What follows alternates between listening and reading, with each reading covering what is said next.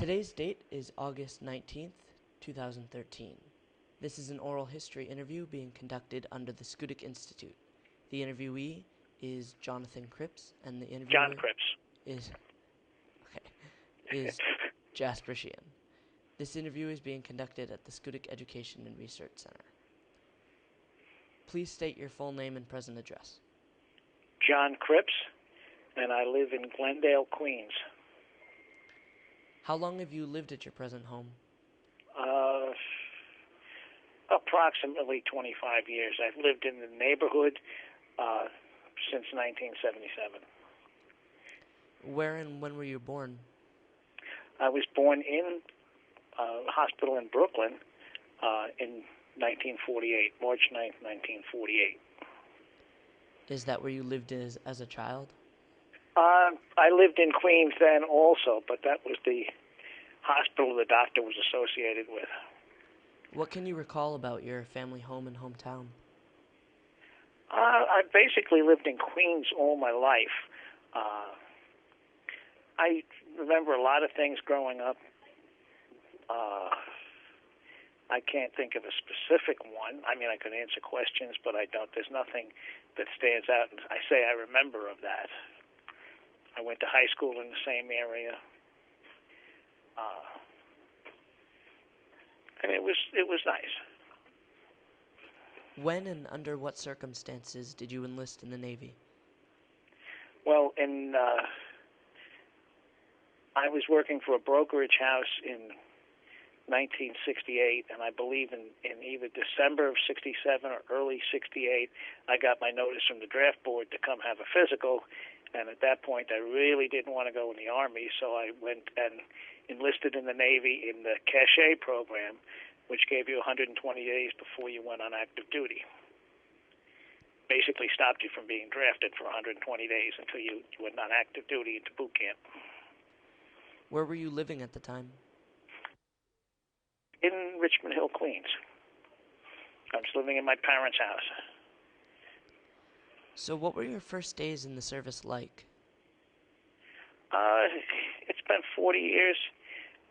You remember the good more than the bad, but there was very little that I would say was bad. I remember going through boot camp. I don't remember it being terrible or great physical. At the time, boot camp was short. I believe it was a little less than 8 weeks, 7.5 weeks. I remember the odd little things because growing up in the city, I had no experience with firearms except that there was a rifle range I could go to and rent a rifle and shoot.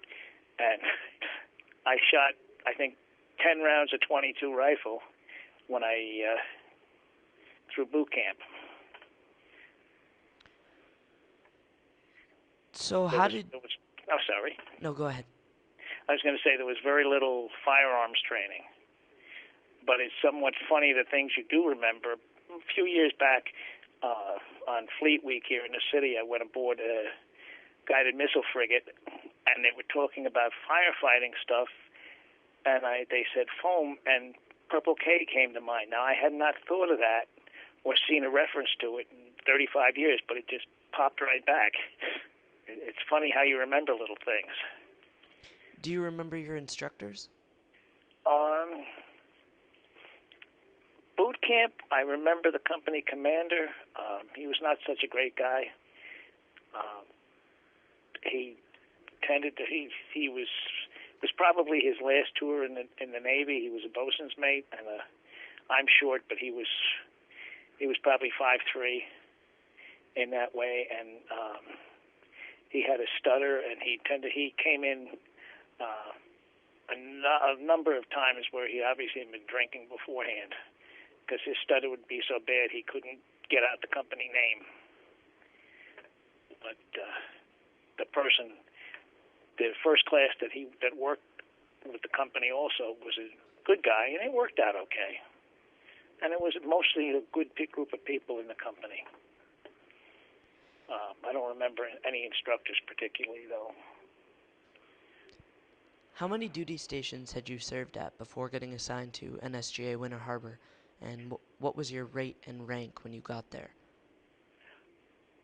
I had gone out of boot camp, I went back. I went to boot camp in Great Lakes, went home for 2 weeks, went back to basic electricity, and then electronic school. So that was, I started that in July. I finished it in June of '69. From there, I went to another Class C school down in Pensacola and got out of that in September. Took 3 weeks off, I think, or a month, and went to Winter Harbor October 12th. So basically, I went to school for over a year before I went to Winter Harbor. And Winter Harbor was my first real duty station. It wasn't a school. Do you remember arriving at Winter Harbor and what it was like? Actually, I do, because it was Columbus Day. I'd never been to Maine. I'd been around New York State, but never up north.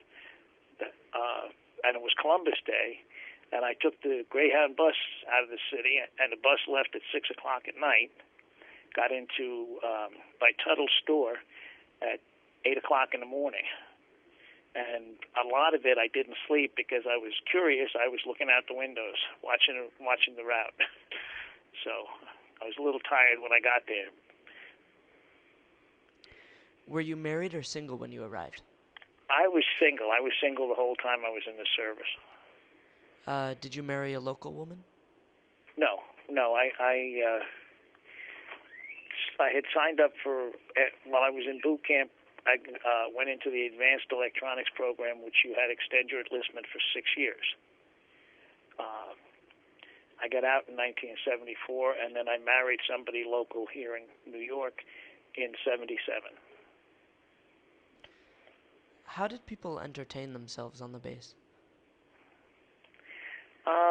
While I lived on base, I got there in October. I lived on base till sometime in January, and then I moved to a house off base with a bunch of other guys. Special Services had a lot of things you could check out. They had snowmobiles. There was a gym. The gym was in good shape there. And like I said, Special Services, they actually had, I think, a sailboat at one time. They had fishing boats, like 16-foot boats. If you had a vehicle with a trailer hitch, they had canoes. You could check out rifles and shotguns, hunting season. I never hunted before I was up there. And I mean, it was local fishing. I had a car, so spent a lot of time in by Moranci Pond. And just little things, walking up to the top of Schoodic Head, I think Thanksgiving week with a buddy, just for something to do. But it was considered isolated duty. I mean, at that time, if you wanted McDonald's, you went to Bangor. That was the closest one. Did you re-enlist or get promoted while stationed at Winter Harbor? Yeah, I did. Going to the electronics school, if you graduated, I believe it was above an 85% average, you got an automatic increase to third class, E4. And while I was in Winter Harbor, I took the test and made E5. What were the surrounding towns like when you were stationed at Winter Harbor? Smaller than they are now. As I said, I go up to that area for a week or two almost every year since I got out of the service. There was a lot of hospitality shown to the Navy. The auto parts suppliers in Ellsworth gave you a military discount. Some of the little clothing stores gave you a military discount. And in general, before going to Maine, you would hear that people in New England are very taciturn and reserved. And I never found it that way. Everybody was uniformly friendly. I didn't have any bad experiences at all. Did you do much sightseeing in Maine while stationed at Winter Harbor? I drove around a lot. Over to Bar Harbor in the summertime, but also just driving around Acadian Park, going up to the top of Cadillac after dark. First time I saw an eagle was driving through the park there at Schoodic. The only thing I never saw when I was up there was a moose, which then I used to go camping up by Baxter, and I saw quite a few after I got out. Do you recall any particularly humorous or unusual events that occurred during your time at Winter Harbor? Actually, one, kind of a silly, but I was an M branch CT, which is maintenance. And one time, the second winter I was up there was the winter of '70, and it was colder than I had ever seen before. I mean, New York gets cold winters and a fair amount of snow, but we had a week that according to the weather from Bangor, didn't go above zero, and was going down to 35 below almost every night. The bay was frozen by Winter Harbor. Somebody came up with a statement that any building without windows had to be a submarine. And we had gotten in 2 big rolls of cardboard. Somebody misordered something. So one of the sections decided to build a periscope to put at the watchstander's desk. And spray painted it gray. They drew did a very good graphic in pencil on a scope with a ship in the crosshairs. I built a hatch and put it on the ceiling with the handrail and painted it gray. We built a ladder that went up to it, and it stayed up for about 2 or 3 days. Till finally there was a chief who was. He already had 20 years in. Nice guy, but he didn't like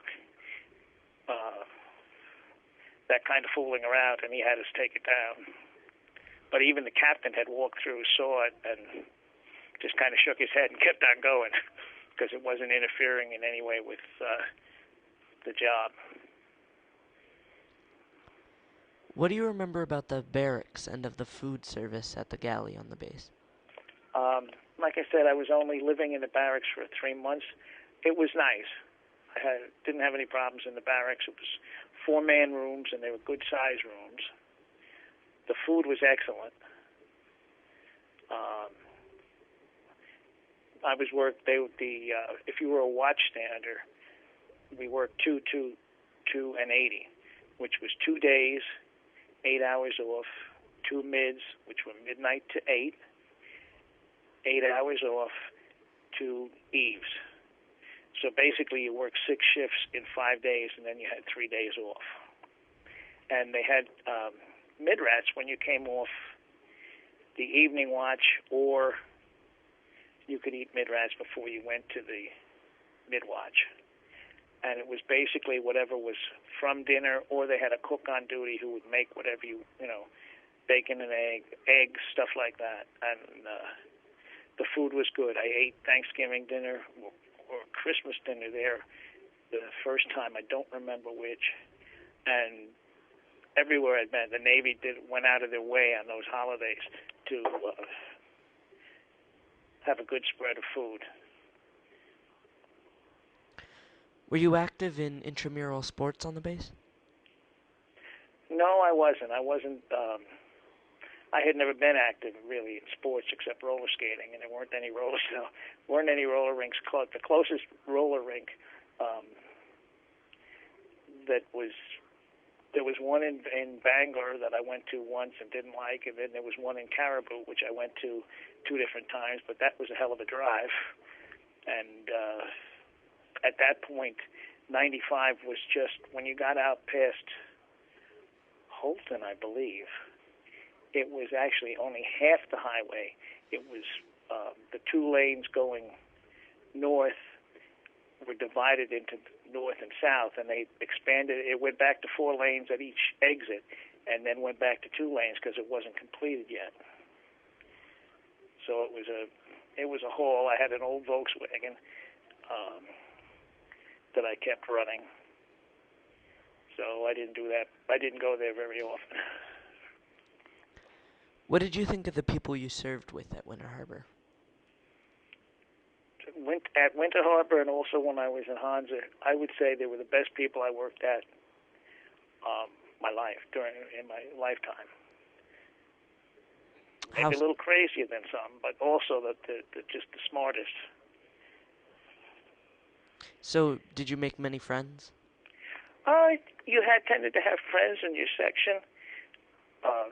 Like I said, I moved off base. I moved to the yellow house by the golf course in Winter Harbor. And there were about 5 or 6 of us living there, so I got good tight with those people. One of the fellas grew up in Bath, bought a boat, so we went out ocean fishing with him. I also had a skiff, so I could go row around the bay and catch mackerel if I wanted. I had never had an opportunity to fish like that, and that's where I really enjoyed the hell out of Maine. Tell me about the quality of the officer and enlisted leadership. Didn't interface with them very often as a watchstander, but the best example I can give you of the quality, my father got sick while I was the second year I was up there, and I needed to go home quickly. He had gotten viral equine encephalitis from mosquito, and he was in intensive care, and they didn't know what was going to happen. And typically, when you're in the military, the Red Cross has to notify your command, and then they'll give you emergency leave to go. When it happened, I called up the admin personnel there on base and explained the problem, and they said, just get your stuff together to go, come over here, we'll have your leave papers for you. They didn't go through having to verify by the Red Cross or anything else. And they told me if you need more time, just call us and let us know.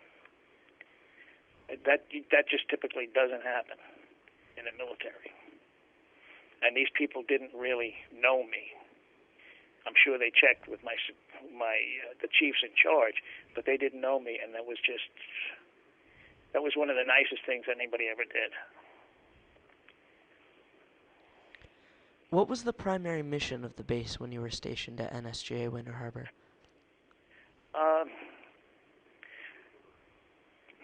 I'm trying to think of how to phrase that. It was basically, I worked on high-frequency direction finding equipment. It was basically, let's say, passive communications,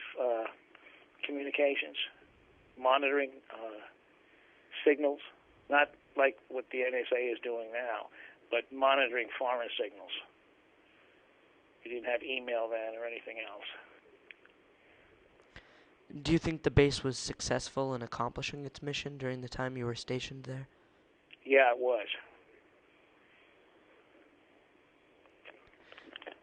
Where were you assigned for duty while stationed at Winter Harbor? At the Korea site. And what was your specific job assignment, and what did that entail? Maintenance of electronic equipment. As a maintenance tech, receivers, recorders,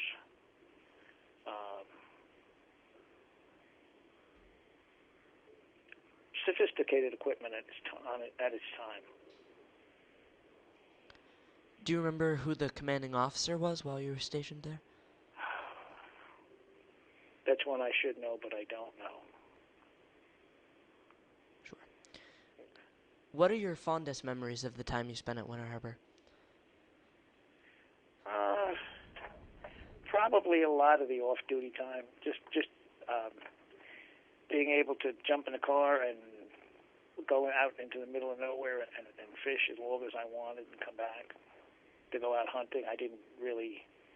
The whole time I hunted up there, I shot was a rabbit, but it was just nice being out in the woods. And your worst memories?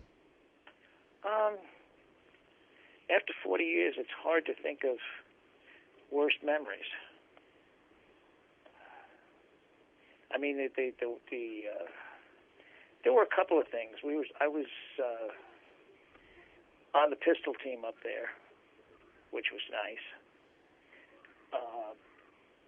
Right after Kent State, there were rumors that people were going to come down and protest at the Korea site, and they asked the pistol team members to be ready to get up on the roof with a rifle if anybody got too close. I mean, it was the standard security signs. You were not allowed, if you weren't in the military, you couldn't drive down the access road to the Korea site. Did you receive any special awards or decorations while you were assigned to Winter Harbor? No, not really. I mean, I made my permanent pistol expert, but that was about it. I don't have a lot of decorations from the military. Did you become active in the civilian community while stationed at Winter Harbor? Not really. I wasn't. I was kind of a quiet kind. I didn't. I hung out. There were people I hung out with, but outside of that, I really didn't get involved. People I hung out in from the service. Did you make any friends in the civilian community?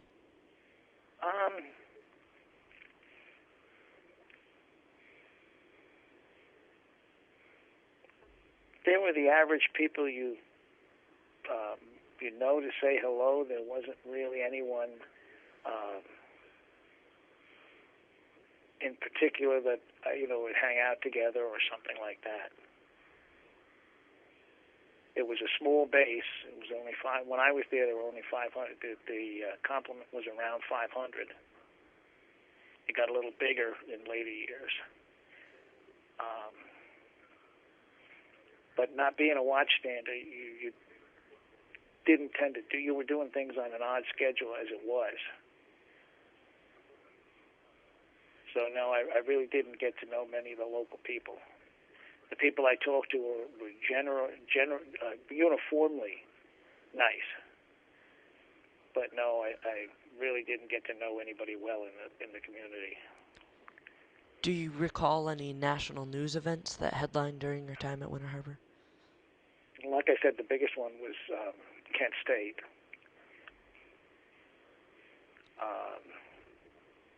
And I'm trying to think of other things from around that time.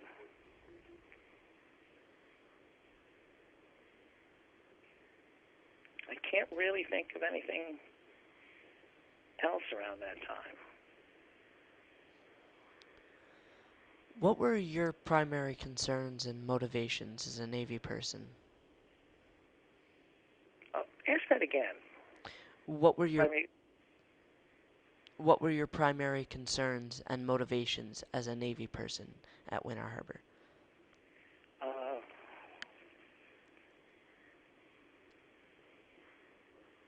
That's kind of hard to answer because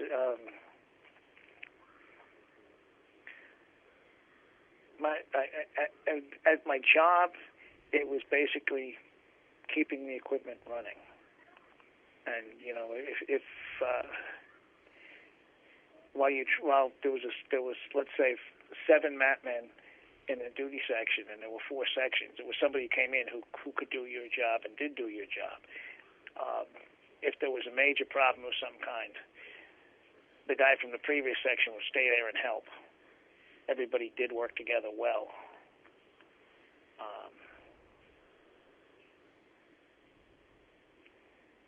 It was generally a good experience, a very good experience. When did you transfer from Winter Harbor, and where did you go afterward? transferred from Winter Harbor. I left Winter Harbor in September of '71. Took a month off. Stayed at home for a month. And that was my month leave. And then I went down to Pensacola, Florida for another equipment school. Left there in March and the end of January and went to Okinawa for 26 months and got out of the service in May of '74. How did being stationed at Winter Harbor affect your life? I don't know if I hadn't been in the Navy or hadn't been in Winter Harbor, whether I would ever have gone up to Maine on vacation. And it became, when I got out, I couldn't wait to go up that way. I did service work after I got out with Debo, the company that was one of the leaders in ATMs and still is, and I worked on the security side with bank alarms and mini computers and things. But by January, I usually went by February, I usually went up to Maine in the beginning of June for 2 weeks. And by February, I was starting to get itchy. It's only X number of months before I get to go up and be back up there. And now I've been out on I went out on disability. I'm 65 now. I went out on disability in January of 2012, and at this point I go up there basically 3 times a year. I have the widow of one of the guys I lived with in that yellow house. We go up to visit her for a few days. My wife and I go up to go smelting. She lives in Gardner, near the Kennebec. And almost every time I take one day and drive over to Winter Harbor, just drive around town, see what's changed, go into the park. Something that's really been nice across the last 40 years. Is there anything else you would like to add that we have not covered in this interview?